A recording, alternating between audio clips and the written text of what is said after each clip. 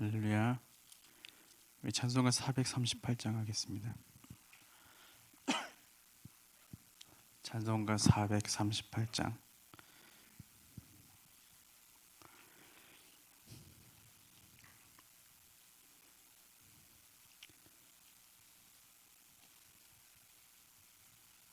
찬송가 438장. 제가 8주 동안 이 찬송만 할 거니까 미리 찾아놓으세요. 딱 시작하면 찬송, 이 찬송부터 할 거예요. 내 영혼이 은총 입어 중한 죄짐 벗고 보니 슬픔 많은 이 세상도 천국으로 와도다. 할렐루야 찬양하세. 내 모든 죄 사함 받고 주 예수와 동행하니 그 어디나 하늘나라. 주의 얼굴 뵙기 전에 멀리 뵈던 하늘나라. 내 맘속에 이루어지니 날로 날로 가깝도다. 할렐루야 찬양하세. 내 모든 죄 사함 받고 주 예수와 동행하니 그 어디나 하늘나라. 높은 산이 거친 들이 조막이나 궁궐이나 내 주 예수 모신 곳이 그 어디나 하늘나라. 할렐루야 찬양하세. 내 모든 죄 사함 받고 주 예수와 동행하니 그 어디나 하늘나라. 할렐루야 할렐루야 찬양하세. 내 모든 죄 사함 받고 주 예수와 동행하니 그 어디나 하늘나라. 기도하겠습니다. 하나님, 우리가 주의 말씀을 깊이 묵상하고 그 말씀 속에 나타난 하나님의 인자하심과 자비로우심과 공의가 무엇인지 우리로 하여금 깨달을 수 있는 또한 열정과 그 발걸음을 허락하여 주셔서 너무나 감사드립니다.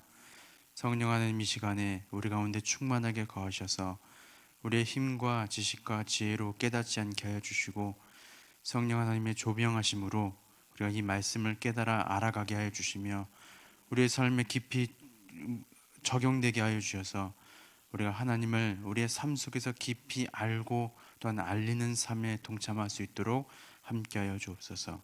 감사드리며 예수님의 이름으로 기도드립니다. 아멘. 자, 유물 다 받으셨죠? 진도표가 하나 있고요. 하나는 좀 두꺼운 책자 같은 그런 게 있을 겁니다. 제가 그 책의 내용을 그대로 그냥 썼어요. 쳤죠, 이 컴퓨터로.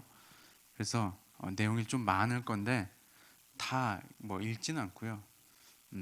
그 중에서 이제 필요한 것들만 제가 요약해서 설명을 드리도록 하겠습니다. 8주 동안 제가 거의 이제 책들을 그렇게 다 쳐서 드릴 거니까 나머지는 집에 가서 읽어보십시오. 네. 제 강의 특징은 집에 가서 읽어보는 겁니다. 안 읽으셔도 상관없지만 제가 잘 쓰는 말이 나머지는 집에 가서 읽어보세요. 이거니까 네. 그러니까 제가 말씀드린 건 이렇게 그냥 밑줄 치시면 돼요. 책은 이제 이 책인데요. 표지 비슷하죠? 네. 제가 좀 멋을 부려봤습니다. 그래서 이 책은 두 권으로 돼 있어요. 성경 어떻게 이 책은 오늘 할 거는 원 제목은 성경 어떻게 개관할 것인가이고 두 번째 책은 성경을 어떻게 이해할 것인가인데 그 두 권의 책을 8주 동안 진행하도록 하고요.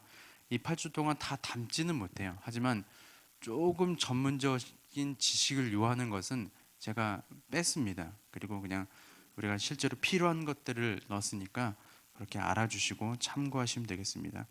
그리고 지금 제가 그 타이핑해서 드린 이 책에 그대로 타이핑했다고 말씀드렸죠. 이 책의 내용이 다소 조금 난해할 수도 있어요. 왜냐하면 신학자들이 쓴 책이거든요. 신학자들이 세계의 유명한 신학자들이 각 파트를 맡아서 쓴 책이기 때문에 조금 전문 용어들이 없지 않아 있긴 하지만 잘 모르시면 두세 번 계속 읽으시면 이해가 되실 겁니다. 네, 저도 이해가 안 되면 계속 읽어요. 그냥 그런 거니까 참고해 주시면 감사하겠습니다. 자, 8주 동안 진행될 내용은요. 오늘 이제 오리엔테이션 겸 이제 진도 나갈 텐데 8주 동안 진행될 내용들을 쭉 보시면 오늘은 구약 신학과 모세 오경 개론입니다. 그리고 2주차에는 역사서, 시가 및 지혜서, 선지서 개론이고요. 그리고 3주차 신구약 중간기, 구약과 신약의 중간기가 있어요. 성경에는 성경으로 기록되진 않았는데 이제 그 중간기에 어떠한 일들이 있었는지 역사적으로 또 보게 될 것이고 이때 당시에 신약 시대의 역사와 종교에 영향을 준 그것이 이제 신구약 중간기에 굉장히 중요한 내용이 들어가 있거든요. 그런 것들이 어떤 배경이 있었는지 뭐 실제 예를 들어 설명하면 신약 시대 바리새인과 사두개인이 나오죠. 근데 구약에는 없었단 말이에요. 이런 사람들이 어떻게 왜 등장하게 됐는지 신구약 중간기를 이해하게 되면 이제 신약 성경의 배경이나 역사를 이해하게 되는 것이죠. 이제 그런 것들을 보게 될 것이고 또 4주차에는 신학을 보게 됩니다. 그리고 사복음서와 사도행전 개론을 보게 되고 5주차에는 서신서 요한계시록 개론을 보게 되고 6주차에는 이제 6주차부터는 다른 책이에요. 성경 어떻게 이해할 것인가 이 책인데 성경을 해석하는 법, 우리가 성경을 읽을 때 그냥 읽는 게 아니고 어떻게 읽으면 더 잘 읽혀지고 또 어떻게 해석하면 이 뜻이 어떤 뜻이구나를 깊이 알 수 있는 그 방법론에 대해서 좀 얘기하고요. 7주차에는 이제 성경을 실제적으로 읽는 방법에 대해서 얘기합니다. 신학적으로 문학적으로 성경을 읽고 8주차에는 신앙생활 속에서 성경을 읽어 나가는 것들을 보게 될 것입니다. 이러고 나서 이제 그 다음에 뭐 제가 또 강의할지 아니면 뭐 정 목사님이 강의할지 또 담임 목사님이 강의할지 어떻게 될지 이제 아직 확실히 정하지는 않는데 이 다음에 이제 담임 목사님께서 말씀하시기를 이제 개괄적으로 큰 맥락에 이렇게 나누고 그 다음에 이제 그 성경 각 권에 대한 강해를 이렇게 갔으면 좋겠다 이렇게 말씀하셔서 저는 이렇게 정했거든요. 어쨌든 그렇게 알아두시고 갑자기 기대가 되죠? 안 되는군요. 네, 이렇게 알아두시고 들으시면 될 것 같습니다. 다소 좀 지루한 면이 없지 않아 있겠지만 그래도 제가 최선을 다해서 안 지루하게끔 노력해 보겠습니다. 자, 먼저는 성경 줄거리에 대한 개관부터 보겠습니다. 준비되셨죠? 성경 전체는 성경의 줄거리에 대한 개관에 대해서 나오는 얘기는 뭐냐면 성경은 어떤 맥락으로 어떤 주제로 어떻게 일관된 말씀으로 이루어져 있는가라는 것입니다. 쉽게 말씀드리면 이 성경 한 권의 책이 일관성이 없다면 우리가 구약과 신약을 함께 볼 이유가 없는 것이죠. 예를 들어서 구약에서 말하는 것들과 신약에서 말하는 것들이 연결점이 없고 연속성이 있지 않으면 우리는 구약도 신뢰하기 어렵고 신약도 신뢰하기 어렵다는 것입니다. 하지만 성경은 분명히 하나의 주제, 명확한 주제를 가지고 명확한 일관된 개념을 가지고 있다는 것입니다. 그것이 뭐냐면 성경을 하나로 묶는 하나의 실마리는 성경의 신적 근원이다라는 것이죠. 쉽게 말씀드리면 성경의 모든 책은 누구의 말씀인 거예요? 하나님의 말씀이다라는 것입니다. 그냥 당연한 얘기죠. 우리가 생각하기에는 당연하지만 이것이 굉장히 중요한 얘기이기도 합니다. 믿는 사람들에게는 당연한 얘기지만 믿지 않는 이들에게는 어떻게 구약과 신약이 함께 이어질 수 있는가 하는 가장 중요한 원리고 근원이기도 한 것이 무엇이냐면 성경은 이것은 하나님께서 우리에게 주신 말씀이다라는 것이죠. 구약도 마찬가지고 신약도 마찬가지고. 자, 이런 기본 베이스를 갖고 자, 역사에 대한 하나님의 계획이 성경 안에 들어 있습니다. 굉장히 거시적이고 포괄적이고 가장 큰 그 주제이기도 하죠. 역사에 대한 하나님의 계획에 대해서 성경은 말하고 있습니다. 성경은 또한 하나님의 역사 전체에 대한 통일된 계획이 있으시다는 점을 분명히 밝힙니다. 하나님의 궁극적인 목적은요, 에베소서 1장 10절에서 12절에 나와 있습니다. 자, 읽어드릴게요. 하늘에 있는 것이나 땅에 있는 것이 다 그리스도 안에 통일되어 그의 영광의 찬송이 되게 하는 것이다 라는 것입니다. 이 말을 잘 풀어 설명을 드리면 하늘에 있는 것이나 땅에 있는 것, 즉 하나님께서 창조하신 하늘에 있는 것이나 땅에 있는 것들이 다 결국엔 어디로 귀결되는 거예요? 예수 그리스도 안에서 통일이 되어서 결국엔 누구를 찬송한다고요? 하나님을 찬송하게 하는 것이 성경의 목적이고 성경의 결론이고 성경에서 나타난 하나님의 계획이라는 것입니다. 성경에서 무엇이 나타난 하나님의 백성들과 하나님의 나라들과 하나님께서 택하신 사람들에 대한 계획이 성경 안에 들어있다는 것이죠. 이게 성경의 포괄적인 의미의 내용입니다. 그 밑에는 이제 집에 가서 읽어보시고, 자, 두 번째 단락에 보면 그리스도의 지상 사역, 특히 그리스도의 십자가의 죽음과 부활은 역사의 절정인 것이죠. 그래서 성경의 절정은요, 예수 그리스도께서 이 땅에 오심으로 말미암아 하나님의 뜻을 이루셨고 또 이루신 것이 뭐예요? 예수 그리스도 십자가의 죽음으로 말미암아 부활로 말미암아 산 소망을 우리에게 믿는 자에게 주신다는 것입니다. 그것이 그러므로 말미암아 하나님께서 모든 하나님의 택하신 백성들로 하여금 하나님의 영광을 찬송하는 그 계획들이 예수 그리스도 안에서 성취된다는 것이 성경의 내용인 것이죠. 다 아시는 내용이죠. 네. 자, 다음 장 보겠습니다. 구약의 그리스도. 지금 개괄적인 성경의 줄거리에 대한 개관을 얘기하고 있습니다. 구약의 그리스도입니다. 많은 신학자들이 구약에 있는 모든 내용들은 우리가 아까도 앞서서 봤다시피 성경에는 하나님의 계획이 들어가 있다 그랬죠.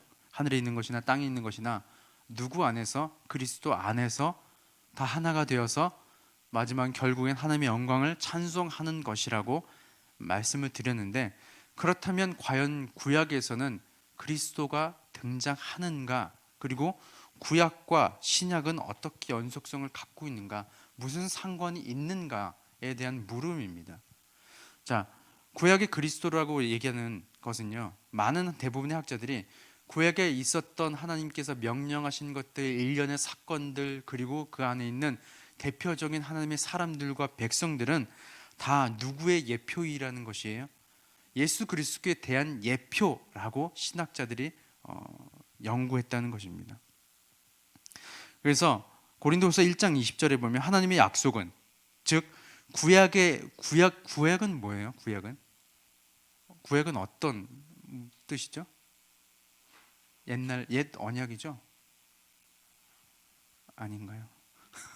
옛 언약 맞잖아요. 옛 언약 맞죠? 옛 언약도 언약이 뭐야? 약속이잖아요. 하나님에 대한 하나님의 약속. 하나님의 약속은 얼마든지 그리스도 안에서 예가 된다라고 말하였습니다.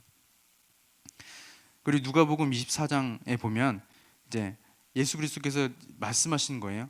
구약에 있는 모든 내용들도 다 자기를 설명하기 위해서 쓴 것이다 이렇게 설명하고 있습니다. 그래서 구약의 그리스도라는 것은요, 구약에 있는 내용들도 다 예수 그리스도를 예표하고 예수님을 예비하고 예수님에 대해서 말하고 있다는 것이죠. 즉 결론은 뭐예요? 하나님께서 구약을 모세를 비롯해서 여러 선지자들과 여러 사람들 통해서 작성하게 하신 것은 하나님의 구원의 사역을 성취하시기 위함인 것이고, 그것이 그리스도를 예표하는 것이고 그리스도를 말미암아 결론을 지어지는 것이고, 예수 그리스도를 통하여서 하나님의 영광이 드러나는 것들이 성경 안에서 나타날 수 있도록 하나님이 허락하셨다는 것이죠. 쉽게 말씀드리면 구약에 있는 모든 것들은 다 예수 그리스도로 설명이 되어야 한다는 것입니다. 쉽게 말씀드리면 시편을 읽어도 마찬가지고요, 모세오경을 읽어도 마찬가지고, 그리고 여러 선지서들이나 예언서들이나 그런 것들도 이야기들이나 아니면 뭐 잠언서 같은 격언들이나 이런 것들도 다 예수 그리스도를 예표하고 예수 그리스도를 말하기 위함임을 우리가 알아야 한다는 것이죠. 자, 그래서 구약이 그리스도라고 이제 설명을 드리는 겁니다. 그지 이제 맨 마지막 그 줄에 나와있죠. 마지막에서 다 6줄 위에서 6줄부터 이 모든 구약의 책들을 이해하는 데 있어 핵심은 이 책들이 장차 오실 그리스도의 고난과 부활과 그 이후 복음이 모든 족속에게로 확산될 것을 가리킨다는 점입니다. 누가복음 24장 47절에 나와 있죠. 구약 전체는 약속과 상징과 구원의 그림들을 통해 예수 그리스도의 삶과 죽음과 부활 속에서 단번에 발생한 구원의 실제적인 성취를 고대한다라는 것입니다. 제가 설명드린 그대로죠. 제가 잠시 양해의 말씀을 드리겠습니다. 우리 온라인으로 참여하신 분들은 제가 유인물을 드리지 못해요. 이 분량이 한 18페이지 되죠. 예. 제가 책을 그대로 카피했기 때문에 어디 올릴 수도 없고요. 네. 양해를 해주십시오. 필요하신 분은 저에게 개인적으로 요청하시고 지금 이 시간에 이 자리에 오시면 됩니다. 드릴 겁니다. 네. 죄송합니다. 어쨌든 잘 이렇게 쓰세요. 네. 자, 하나님의 약속. 성경에는 하나님의 약속이 들어 있습니다. 어떤 약속이 들어 있을까요? 자, 두 번째 단락 보겠습니다. 나는 그들의 하나님이 되고, 거기서부터 나는 그들의 하나님이 되고 그들은 내 백성이 될 것이다 라는 말씀은 성경에서 흔히 반복해서 등장하는 말씀인데요, 이것이 하나님이 이스라엘 백성들과 모든 택한 백성에게 동일하게 약속하시는 부분입니다. 어떻게 약속하시냐면 나는 그들의 하나님이 되겠다, 그리고 그들은 내 백성이 될 것이다 라는 것입니다. 이것은 두 가지 요구가 들어가는 거예요. 자, 무슨 요구냐면 내가 하나님께서 그들 이스라엘 백성을 비롯해서 하나님의 백성이 되는 택한 백성에게 내가 그들의 하나님이 되겠다라고 약속하신 것이고, 두 번째 약속, 두 번째 요구는 뭐냐면 그들은 내 백성, 내가 택한 백성들은 내 백성이 되어야 해라는 약속이 들어 있습니다. 이것이 하나님의 약속인 것이죠. 쉽게 말씀드리면, 한마디로 말씀드리면 뭐예요? 내가 너희를 어떻게 해요? 책임지겠다라는 뜻이죠. 그렇죠? 정말 쉽게 말씀드리면 내가 너희를 책임질 거야. 난 너의 하나님이고 너는 내 백성이야. 잊지 말아라. 이것이 하나님의 약속인 것이고, 그것이 결국에는 아까도 앞서서 말씀드렸다시피 예수 그리스도로 말미암아 성취가 되는 것입니다. 그렇죠? 오늘날도 동일한 약속의 말씀인 것이에요. 이 말씀이요. 자, 그 단락에 다섯째 줄 보세요. 다섯째 줄 끝에 그들의 하나님이 되시겠다는 하나님의 약속은 사실 자기 백성과 함께 계시고 백성들을 돌보시고 징계하시고 보호하시고 필요를 충족시키시고 백성들과 인격적인 관계를 맺으시겠다는 하나님의 포괄적인 서약입니다. 이 서약이 지속된다면 그것은 궁극적으로 하나님이 그리스도 안에서 이루시는 최종적인 구원으로 귀결될 것을 약속한다라는 것입니다. 제가 좀 전에 말씀드린 그대로죠. 자, 경고와 저주 보겠습니다. 지금 좀 딱딱하죠? 좀 구약 신학 다음 구약 신학으로 가면 좀 괜찮아요. 네. 저도 여기까지 이게 읽으면서 굉장히 딱딱하더라고요. 개건이라서 그런가 봐요.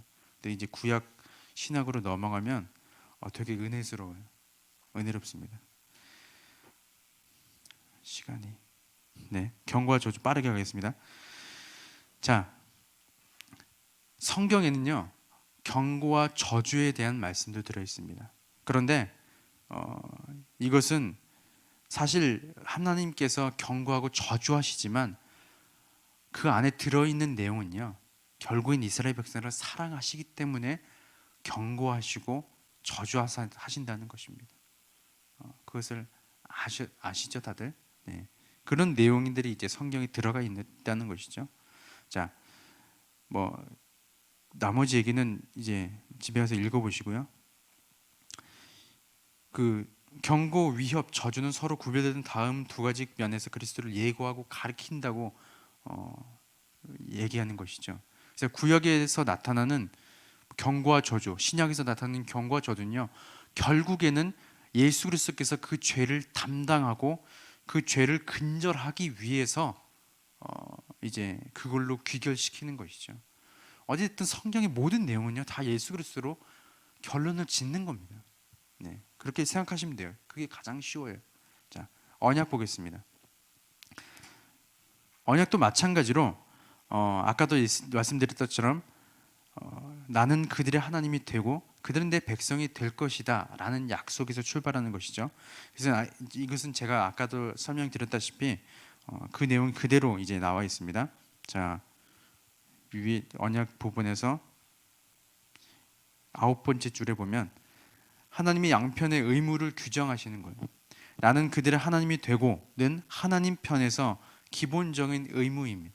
반면 그들은 내 백성이 될 것이다는 인간 편에서의 기본적인 의무인 것이죠. 하나님이 언약, 말씀으로 약속하셨어요. 나는 그들의 하나님이 된다라는 것은 하나님 본인에게 있어서 의무인 거예요. 약속인 겁니다. 조건이 아니라 내가 그에 대한 의무인 거예요. 의무. 너희가 이렇게 하면 내가 너의 하나님이 될 것이다가 아니고 의무는 뭐예요? 그냥 마땅히 해야 될 것. 나는 마땅히 너의 하나님이 될 것이다. 된다. 라는 것이고, 그렇다면 하나님께서 우리에게 요구하시는 것은 뭐냐면 그들은 내 백성이 될 것이다. 이것은 인간 하나님이 택한 백성이 지녀야 할 의무인 것입니다. 쉽게 말씀드리면 우리는 예수 그리스도를 주로 영접하고 하나님의 백성이 되었다면 누구의 백성답게 살아가야 되는 거예요? 하나님의 백성답게 살아가야만 하는 것이 하나님이 요구하시는, 하나님이 말씀하시는 약속인 것이죠. 그게 인간에게 있어서 내가 선택하고 안 하고의 문제가 아니고 그건 의무라는 것입니다. 어떻게 해요? 하나님께서 의무적으로 우리를 택하셔서 우리의 하나님이 되신 것처럼 우리도 하나님의 백성이라면 의무적으로 하나님을 그렇게 섬겨야 한다는 것이죠. 자, 그런 내용이 쭉 이제 이어져 있습니다. 나머지는 집에 가서 읽어보세요. 자, 자손. 자손에 대해서는 이제 여러 쭉 자손들이 쭉 나오잖아요. 이 자손에 대한 내용도 결국에는 예수 그리스도로 귀결이 됩니다. 자, 세 번째 단락 보세요. 그렇다면 이 사실은 그리스도와 어떻게 관련되는가? 그러니까 여러 가지 자손들이 나오고 아브라함 시대 때부터 그 아브라함 윗세대부터 또 아브라함부터 내가 너로 말미암아 민족을 이루고 창대하게 될 것이다. 너는 복의 근원이 될 것이다. 이렇게 얘기하시고 나서 쭉 자손들이 나오죠. 그 후손들이 나오는데, 그렇다면 이 사실은 그리스도와 어떻게 관련돼 있는가라는 것이 성경의 주된 내용인 것입니다. 이것도 마찬가지로 아까 앞서서 말씀드렸다시피 성경은 무엇에 대해서, 하나님의 어떤 계획에 대해서 말하는가에서 예수 그리스도 안에서 영광과 찬송이 되게 한다. 그렇다면 성경에 나와 있는 자손들은 예수 그리스도와 무슨 관계가 있는가라는 것입니다. 그 자손들이 열거된 것이 우리가 잘 알다시피 마태복음에도 나오고 여러 족보들에 나오죠. 하지만 마태복음의 족보에는 누가 누구의 예수님의 그 선조에 거슬러 올라가면 결국에는 예수 그리스도가 아브라함의 자손이라는 것을 얘기하는 것이죠. 다윗과 아브라함의 자손이다라고 하는 겁니다. 그리고 그 다음 단락에 보면 하나님께서는 아브라함을 이 얘기를 하는 이유가 있어요. 쓴 글 쓰니가 얘기하는 이유가 뭐냐면 이 자손에 대해서 왜 얘기를 하냐면요. 자, 아담은요 에덴 동산에서 죄를 지었잖아요. 죄를 짓고 나서 사람 안에 죄가 들어왔습니다. 그래서 그 죄로 말미암아 우리가 아시다시피 하나님께서 태초에 지었던 사람의 모든 하나님과 닮은 꼴, 형상을 대부분 잃어버렸습니다. 지적으로나 또한 또 감성적으로나 또 여러 가지 것들로 다 잃어버렸습니다. 완전함이 없는 거죠. 근데 하나님께서는 아브라함에게 뭐라고 약속하셨냐면 창세기 17장 1절에 보면 거기 책에 나오죠. 아브라함은 하나님께서 너는 내 앞에서 행하여 완전하라 라는 말씀을 드렸어요. 그래서 아브라함에게 하신 약속입니다. 그리고 그 자손들에게 하시는 약속들이에요. 하지만 궁극적으로 이것을 결국에 이룬 사람은 아무도 없었어요. 누가 이루셨어요? 결국에는 예수 그리스도께서 이루셨다는 것입니다. 성경은 그래서 결국에는요, 하나님께서 태초에 계획하신 그 일들을 누가 성취하셨다는 거예요? 예수님께서 성취하셨다는 것입니다. 너는 내 앞에서 완전하여 행하여 완전하라 라는 것을 예수 그리스도께서 행하셨다는 것입니다. 누구의 후손이요? 결국에는 아담과 다윗과 아브라함의 후손, 여자의 후손 예수 그리스도께서 그것을 성취하셨다는 것이죠. 그래서 그 다음에 나오는 내용이 마지막 아담이신 그리스도인 것입니다. 이거는 그냥 넘어가고요. 그림자, 예표, 모형, 이것도 앞서서 말씀드린 내용에 다 들어가 있습니다. 읽어보세요. 자, 중보자 그리스도 보겠습니다. 시간 내에 다 끝낼 수 있을지 모르겠네요. 야, 중보자 그리스도 하다 보니까 시간이 되게 촉박하네요. 되게 금방 끝낼 것 같았는데. 네, 중보자 그리스도. 예수님께서는 중보자이시죠. 근데 중보자의 조건이 있습니다. 우리 나머지는 이제 그 집에 가서 읽어보시고요. 중보자의 조건이 있습니다. 중보자는 하나님과, 중보라는 뜻은 뭐예요? 중보자는 하나님과 사람 사이에서 하나님의 말씀을 전달하기도 하고요, 또 백성들이 요구하는 것을 하나님께 말씀드리기도 하는 역할을 하는 겁니다. 그게 중보자의 역할이에요. 그러기 위해서 중보자의 조건이 있어요. 어떤 조건이냐면 그 사람은 죄가 없어야 됩니다. 순결해야 되고요, 죄에 대해서 결함이 없어야 됩니다. 그래서 사실 나중에 얘기할게요. 네. 어쨌든 오직 중보자는 사실 그리스도밖에 없다는 것이죠. 그런 의미에서 따지면. 그런데 구약이나 신약의 몇몇 사람들이 중보자의 역할을 한 사람들이 있어요. 대표적인 인물이 모세입니다. 모세도 하나님의 말씀을 받았죠. 받고 산을 내려와서 율법을 이스라엘 백성에게 전하기 시작합니다. 그런 중보자의 역할을 했고, 백성들이 원망할 때 그 원망을 가지고 하나님 앞에 기도하기 시작하고, 하나님을 달랜다는 좀 그렇죠. 하나님께 기도로 나아가기 시작하고, 하나님 앞에 또 뭐 말린다는 표현은 그렇지만 하나님을 말리기도 하고요. 내 저들을 다 죽이겠다라고 했을 때 말리기도 하고, 그런 역할을 감당했습니다. 그런데 우리가 앞서서 제가 말씀드렸듯이 중보자의 역할은요, 죄가 없어야 되거든요. 근데 구약이나 신약에 보면 중보자의 역할을 한 사람들이 있습니다. 예수님이 아닌. 그 사람들은 도대체 어떻게 된 것이냐? 하나님께서, 이건 이제 좀 어려운 얘기이긴 한데, 하나님께서 훗날에 이 모세가 예수 그리스도로 말미암아 구원함을 이루는 것을 미리 경험케 하시고 그 죄를 사하시고 중보자로 세우셨다고 학자들은 얘기하는 것이죠. 좀 어렵죠, 얘기가. 네, 이거는 나중에 저를 찾아오세요. 무슨 얘기인지 더 세세하게 설명드릴게요. 어쨌든 예수 그리스도, 중보자 예수 그리스도에 대해서 얘기하는데, 구약이나 신약의 중보자 역할을 감당한, 선지자 역할을 감당한 사람들이 있었다는 것이고요. 구약에서 중보자의 그 예는 선지자, 왕, 제사장이 포함됩니다. 그러니까 구약에서의 선지자나 구약에서의 왕, 그리고 제사장들이 이 중보자의 역할에 들어가는 것이죠. 이 많이 들어봤죠? 예수 그리스도께서 그래서 선지자, 왕, 제사장의 직분을 감당하시죠. 네. 그래서 결국에 성경은요, 결국에 중보자는 누구라는 거예요? 예수님이라는 거예요. 성경은 다 그걸로 결론을 짓는 것입니다. 자, 드디어 구약 신약으로 넘어가겠습니다. 지금까지는 성경에 대한 개관을 봤고요. 좀 빠르게 진행됐지만, 네, 녹화되면 돌려보십시오. 돌려보기가 가능합니다. 네, 공짜입니다. 홈페이지 들어가면 있습니다. 자, 구약 신약 보겠습니다.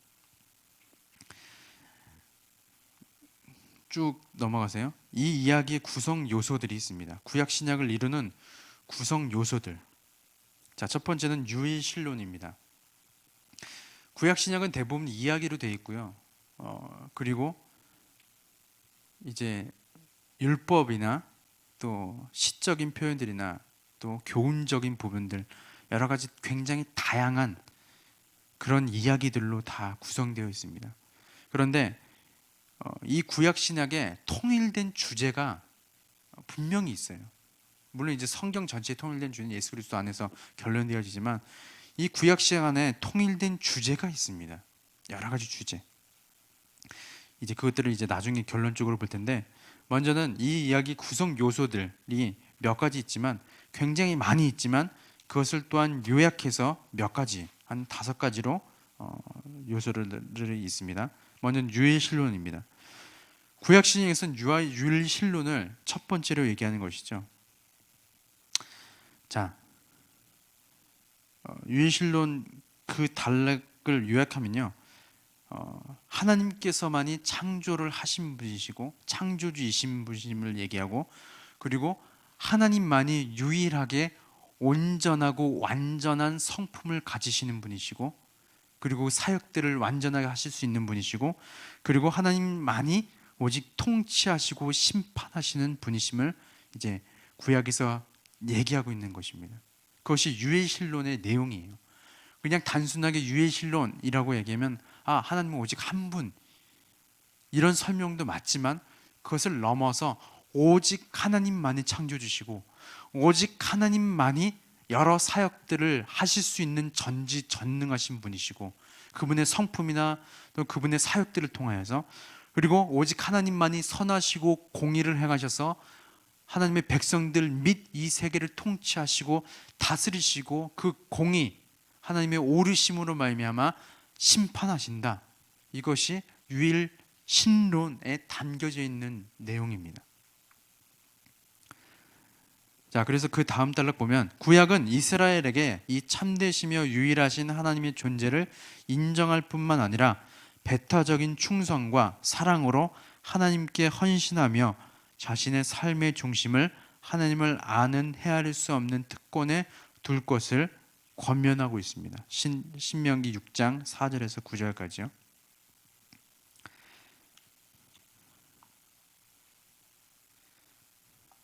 그리고 또 우리가 한 가지 또 궁금한 게 있는데 뭐냐면 유일신론이라고 하면 삼위일체는 어떻게 설명할 것인가에 대한 얘기입니다. 물론 이제 뭐 삼위일체에 대한 강의는 여러 가지 많이 들으셨겠죠. 사실 삼위일체에 대한 내용은요 구약이나 신약에 명확하게 명시되어 있지는 않습니다. 하지만 여러 학자들이 여러 가지 성경의 근거를 통하여서 결론이라고 하긴 그렇지만 하나님은 세 분의 하나님이 계시다라는 것을 아는 이제 연구를 하게 된 것이죠. 그것이 이제 삼위일체라는 단어로 요약을 한 것입니다. 그것도 이제 유일신론에 들어가는 얘기죠. 그래서 그냥 단순히 유일신론이라고 하면 하나님이 한 분이시다, 유일하시다 이것으로 끝나는 게 아니고요. 이제는 우리가 공부를 했으니까 어떻다고요? 하나님은 유일한 창조주시고 하나님은 유일하게 유일하게 전지전능하신 다른 어떤 우상들보다 오직 하나님만이 행하실 수 있다. 전지전능하시다. 그분의 사역들이 그분만이 행하실 수 있다라는 것이고 세 번째 뭐라 그랬어요? 하나님만이 다스리시고 통치하신다. 심판하신다. 이것이 유인신론이라는 단어에 들어가 있는 내용입니다. 구약은 유인신론에 대해서 얘기하고 있죠. 그래서 구약에 보면 여러 가지 하나님의 사역들과 오직 하나님만이 행하실 수 있는 것들을 쭉 얘기하고 있습니다. 사건들이나 아니면 가르치는 것들이나 시적인 표현이나 교훈들을 통하여서요. 자, 구약에서는 창조와 타락이 있습니다. 두 번째는요. 구약에서 얘기하는 요소들, 이 이야기의 요소들 두 번째는 창조와 타락이 있습니다. 이것은 잘 아시죠? 하나님은 아담과 하와를 목적이 있기 때문에 창조하셨어요. 하지만 아담과 하와는 그 목적을 배반했기 때문에 타락을 하였습니다. 그것이 창세기에 나오고 있죠. 구약에 나오고 있죠. 자, 세 번째는 선택과 언약입니다. 참되신 하나님은 자신을 위해 한 백성을 택하셨고 스스로 자신의 언약으로 그 백성들에게 속박되셨다. 이게 무슨 말이냐면 아까도 말씀드렸다시피 하나님이 자신들에게 그 백성들에게 속박되셨다는 것은 내가 그들의 하나님이 되겠다라는 의무를 이행하시는 거예요. 한 백성을 택하시고 하나님 자신을 위해서 한 백성을 택하시고 내가 너희를 책임질게 의무를 일부러 자기 스스로 정하시는 거예요. 왜 정하셨어요? 왜 정하셨을까요? 그 다음에 나옵니다. 이 언약은 하나님이 만드신 세상에서 만물이 올바른 기능을 회복하도록 하기 위해 그 백성을 구원하시고 그 백성들을 통해 세상에 빛을 비추시려는 하나님의 의도를 표현하는 것입니다. 쉽게 말씀드리면 하나님께서 이스라엘 백성들을 택한 거는요, 단순히 그냥 그들이 잘 되기 위해서 택한 것이 아니고 그들을 통하여서 하나님이 어떠한 분이신지 모든 나라가 알 수 있도록 그들을 택한 거예요. 그 이스라엘 백성들이 가져야 할 목적은 뭐예요? 성경을 읽으면서 그들이 모세오경을 읽으면서 언약을 읽으면서 그들이 가져야 할 목적이 뭐예요? 하나님의 목적은 뭐예요? 모든 민족에게 하나님은 살아계시다. 하나님은 창조주시다. 하나님 우리를 다스리신다. 우리를 만드셨다. 지키고 보호하신다. 라는 사실을 알려야 할 의무가 있는 것입니다. 그것이 뭐예요? 한마디로 요약하면 그들은 내 백성이 될 것이다 라는 의무를 이행하는 것이죠. 그렇죠? 오늘날 우리도 마찬가지죠.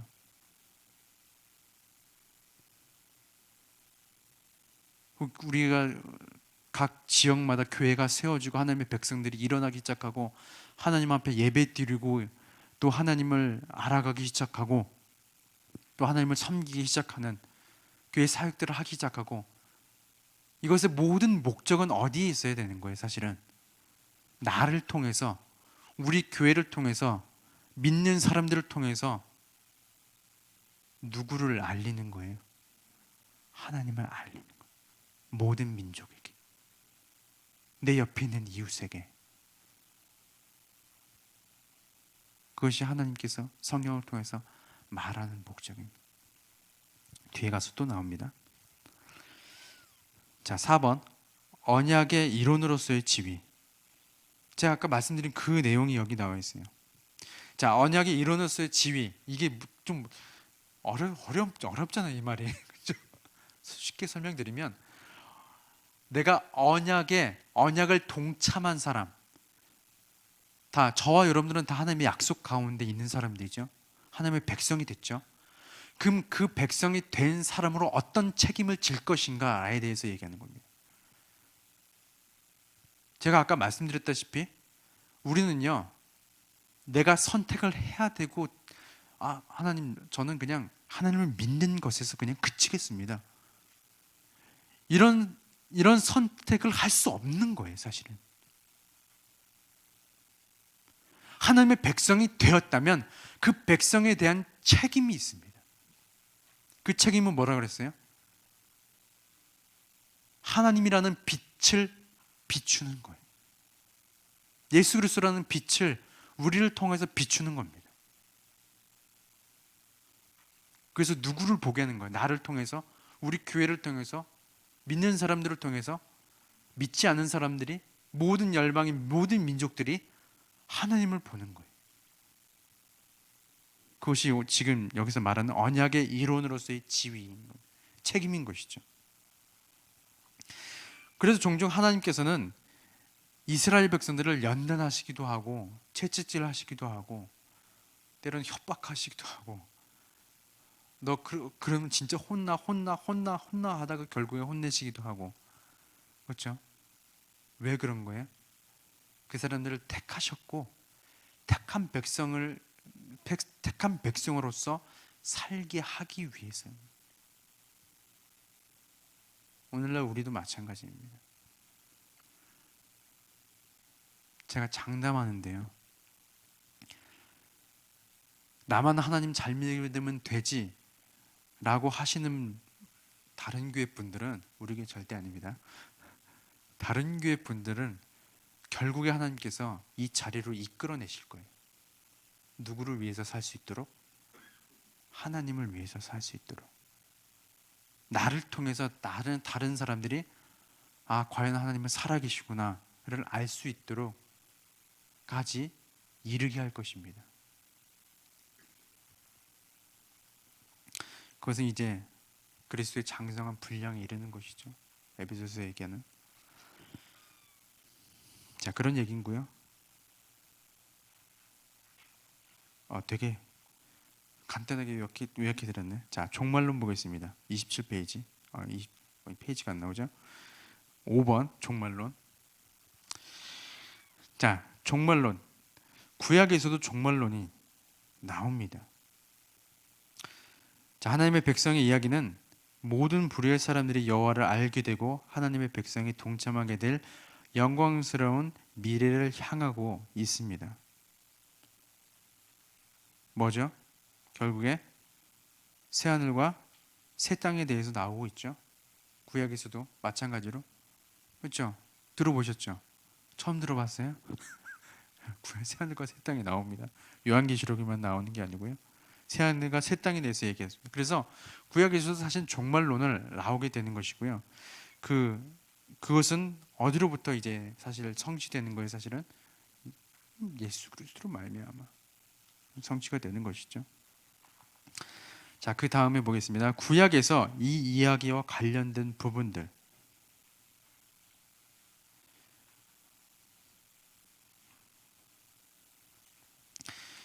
쉽게 설명을 드리면 두 번째 단락 보세요. 이 포괄적인 이야기는 이스라엘에 대해 거대한 이야기 혹은 세계관 이야기의 역할을 한다. 이스라엘 민족의 각 구성원은 자신을 이 이야기와 이 이야기의 모든 영광과 수치의 상속자로 간주해야 했다. 그리고 이 이야기의 청지기로서 이야기를 다음 세대에 전해줄 책임이 있었으며 자신의 신실함으로 하나님의 신비로운 지혜를 통해 이 이야기의 진행 과정에서 어떤 역할을 할 수 있는 참여자가 되어야 했다라는 것입니다. 그 이제 구약 성경에 있는 구성원들이 그 이야기에서 그 하나님께서 계획하신 것들의 상속자가 되어야 되고 그것들을 다음 세대에 전해줄 책임도 있어야 되고 거기에 참여하는 것들도 있어야 한다는 얘기죠. 자, 쭉 내려가서 한번 찾아보세요. 그러므로 구약의 부분들을 구약의 전체적인 이야기와 관련해서 읽는 일을 언급하는 것이 더 낫다라고 얘기합니다. 이게 무슨 얘기냐면 구약의 모든 이야기를 통해서 하나님의 목적대로 이끌어 가신다는 것을 이제 알아야 된다는 것이죠. 구약의 다양한 주제들이 있잖아요. 모세오경부터 시작해가지고 시편이나 뭐 예언서나 선지서나 아니면 교훈들이나 그런 다양한 주제들의 성경들은 다 어떤 걸로 이제 설명이 되냐면 하나님께서 택한 백성들이 있죠. 그 택한 백성들이 하나님의 백성답게 살도록 하기 위해서 기록되고 작성되고 하나님께서 그렇게 만들어 가신다는 것이죠.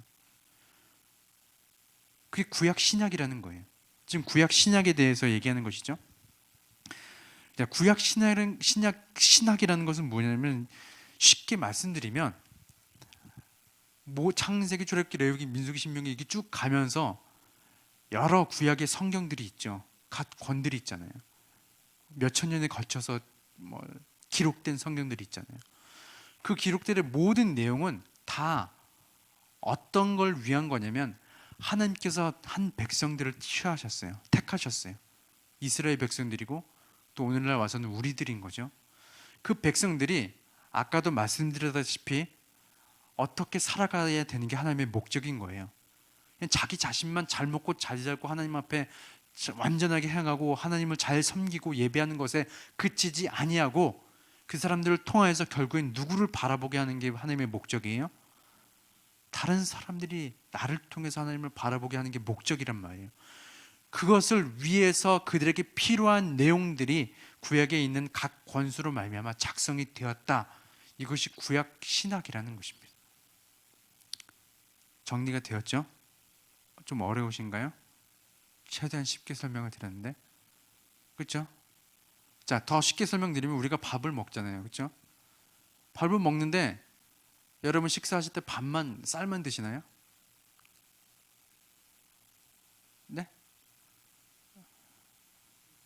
쌀도 드시기도 밥만 드시기도 하죠. 반찬이 없으면 반찬도 있고 국도 있고 저는 김치 없으면 잘 못 먹습니다. 근데 김치만 있으면 잘 먹어요. 그래서 저는 그냥 일주일 내내 한 달 내내 김치만 먹어도 먹을 수 있습니다. 김치를 너무 좋아해요. 세상에 그런 반찬을 주신 하나님께 감사합니다. 네. 어떻게 조상들을 통해서 김치를 만드신 하나님 찬양합니다. 네. 그런 김치도 먹고 고기도 먹고 가끔씩 왜 그렇게 먹어야 돼요? 우리 몸에 필요하니까 먹는 거예요. 그렇죠? 우리 임신하신 분들이 다 여기 다 경험 우리 남집사님 빼고 다 경험해 보셨죠? 이쪽에 계신 분들은 네. 임신하는 분들이 갑자기 여름에 그 뭐야 귤을 먹고 싶다 그러고 요새는 뭐 여름에도 귤이 나오긴 잘 나와요. 근데 뭐 하우스가 없던 시절에는 그죠? 여름에 갑자기 여름에 귤을 어떻게 구해요? 그렇죠? 근데 구해도 줘야 돼. 왜 구해도 줘야 되는지 아세요? 그거는 임신하신 분들이 먹고 싶어서가 아니에요. 애가 먹고 싶어서 그런 거예요. 정말 그렇대요. 과학자들이 연구한 결과가 뭐냐면 그 과일이나 그 음식에 대한 영양분이 필요하기 때문에 먹고 싶어지는 거래요. 안 믿으시는 거 같아요. 그렇대요. 그래서 사다 줘야 돼요. 방송에 계신 분들 잘 들으시죠? 네. 사다 줘야 돼요. 귤 사다 줘야 돼요. 필요하니까 그런 거예요. 마찬가지로 우리가 하나님을 믿고 또 하나님께서 우리 가운데 말씀하신 택하신 백성으로서의 의무, 어떤 의무예요? 그들은 내 백성이 될 것이다. 그건 단순히 그냥 백성이 되는 게 아니고 내 백성을 통하여서 하나님께서 모든 민족의 하나님을 알아가게끔 하는 그 목적, 그리고 그것을 우리는 의무, 책임, 그 책임을 다하기 위해서 하나님께서 필요한 것들을 공급해 주시는데, 그것이 구약의 책들이라는 것이죠. 그렇죠? 골고루 먹어야 되는 거예요. 다양하게. 난 요한복음이 좋아. 그 요한복음만 먹어서는 안 되고요. 난 마태복음이 더 좋아. 마태복음만 먹어서는 안 되고 다양하게 드셔야 됩니다. 아가서는 좀 거시기해. 좀 거시기한 대로 그냥 흘려 들이면서 먹으세요. 그렇죠? 사실 우리나라에서 번역된 아가서는 좀 많이 순화돼서 번역이 된 거예요. 원래 더 적나라합니다. 심의 기준의 규정에 어긋납니다. 자, 잠깐만요. 자, 기독교의 성경으로서의 구약 보겠습니다.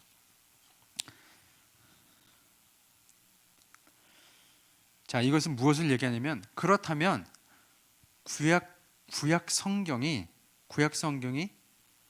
과연 그렇다면 신약과 어떻게 연결되는가라는 것입니다. 제가 처음에도 말씀드렸다시피 구약과 신약이 아무런 상관이 없으면 무슨 의미가 있어요? 예수 그리스도께서 십자가에 달려 돌아가시고 부활하신 게 구약에 있는 유대인들은 상관이 없는 거잖아요. 그래서 유대인들은 상관이 없는 거예요. 신약을 안 믿으니까. 그렇죠? 자, 이 9번째 줄에 보면 대부분이 신약을 이제 저작한 사람들이 대부분이 유대인 출신 기독교인이었던 신약 저자들은 자신들을 구약 이야기의 계승자로, 그리고 예수님의 죽음과 부활에서 구약의 이야기가 적절하게 완성되는 것과 이것이 도래하게 한 메시아 시대를 기술하도록 권한을 부여받은 자로 간주했다는 것입니다. 그래서 신약을 기록한 사람들, 복음서나 서신서나 여러 가지 예언서, 기록한 사람들이 다 대부분 유대인 출신들이었고요. 그리고 그들은 구약의 이야기의 계승자. 이게 무슨 말이냐면, 아까도 말씀드렸다시피 구약은 결국에는 누구를 이야기하는 거예요? 예수 그리스도를 이야기하는 거잖아요. 예수 그리스도의 이야기를 쭉 이어가는 계승자로 그들이 자신들을 간주했다는 것이죠. 그래서 구약과 신약은 연속성이 있다라는 것입니다. 그 다음 단락 세 번째 줄 보면 구약 시대와 기독교 시대, 이제 기독교 시대는 예수님께서 승천하시고 초대교회 때부터 시작된 게 거의 기독교 시대라고 보거든요. 왜냐하면 그때 즈음부터 그리스도인이라는 호칭이 생겨나기 시작했고요. 그래서 기독교 시대가 어떻게 연속성의 요소와 불연속성의 요소를 함께 갖게 될지를 이해할 수 있게 된다는 것입니다. 무슨 말인지 아셨죠? 쉽게 말씀드리면 구약과 신약이 관련이 아예 없는 게 아니고, 구약과 신약은 쭉 이어지는 하나님의 말씀이다라는 것이죠. 그렇죠? 구약만 하나님의 말씀이 아니고 신약만 하나님의 말씀이 아니고, 구약에서부터 시작하여서 창세기부터 요한계시록까지 예수 그리스도를 통하여서 한 목적을 가지고 한 주제를 가지고 쭉 이어지는 것이 이제 성경이다라고 얘기하는 것입니다.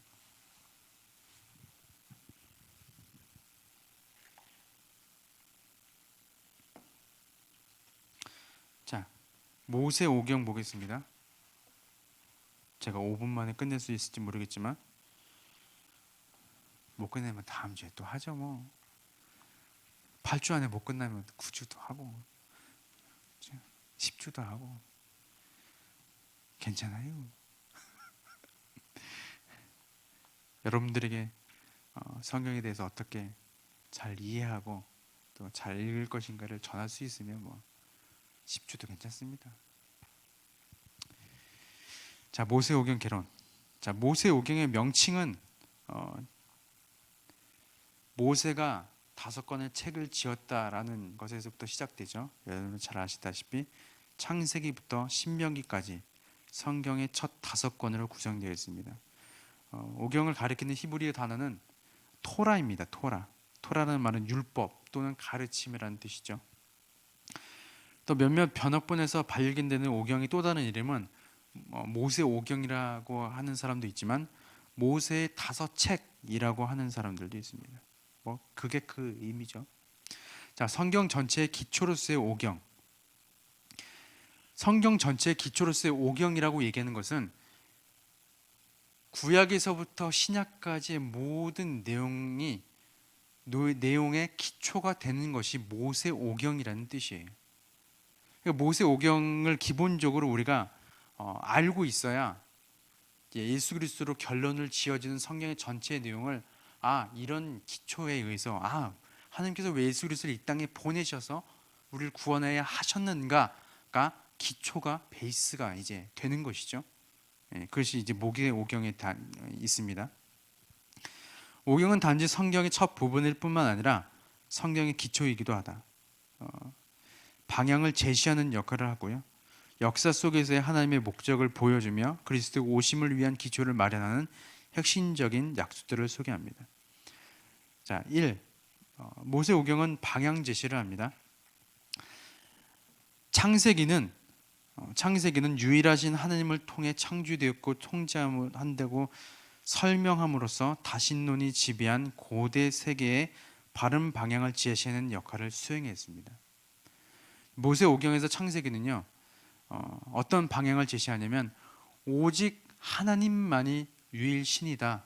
오직 하나님이 우리를 다스리시고 하나님만이 우리를 창조하셨으며 통치하시는 분이시다 라는 방향을 제시하는 역할을 하는 것입니다. 그것이 모세 오경으로서의 역할이죠. 두 번째, 하나님의 목적에 대해서 얘기합니다. 하나님이 에덴 동산에서 남자와 여자를 처음 창조하셨을 때 세상이 어떤 모습이었는지를 묘사함으로써 인간의 죄는 하나님의 계획을 방해하기는 하지만 좌절시키기는 못합니다. 하나님께서 태초에 사람을 모든 만물을 창조하시고 또 아담과 하와를 창조하신 것은 하나님의 어떤 계획이 있었습니다. 하지만 인간의 죄가 있었지만 그것을 궁극적으로 하나님의 계획을 방해하지는 못해요. 하나님의 목적이 분명히 있는 것이고 그 목적은 아브라함의 후손을 통해 모든 민족에게 임할 복을 약속하시는 것입니다. 자, 세 번째로는 신학과 윤리가 있습니다. 모세 오경에서는 하나님의 성품과 윤리적 기준에 대한 통찰력을 제공합니다.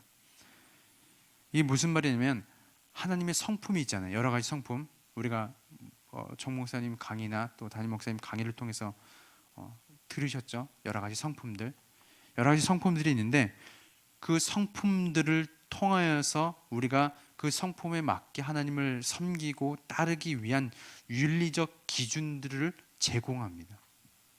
무슨 말인지 알죠? 특별히 율법이나 이런 것들은 하지 말고 이런 것들은 하고 이런 것들이 제공이 된다는 것이죠. 그래서 하나님의 모세 오경에서는 하나님의 자비와 의를 함께 보여주는 것이고 그 자비라는 것은 사람을 책임지고 보호하는 것이고 하나님의 의라는 것은 도덕적인 행위를 요구하시는 것이죠. 그리고 심판하시는 것이죠. 자, 내용을 보겠습니다. 모세 오경의 내용입니다. 여기까지 하죠. 네, 딱 시간 맞춰서 끝내야 됩니다. 못한 거는 다음 시간에 하겠습니다. 질문은 저에게 개인적으로 찾아와 주십시오.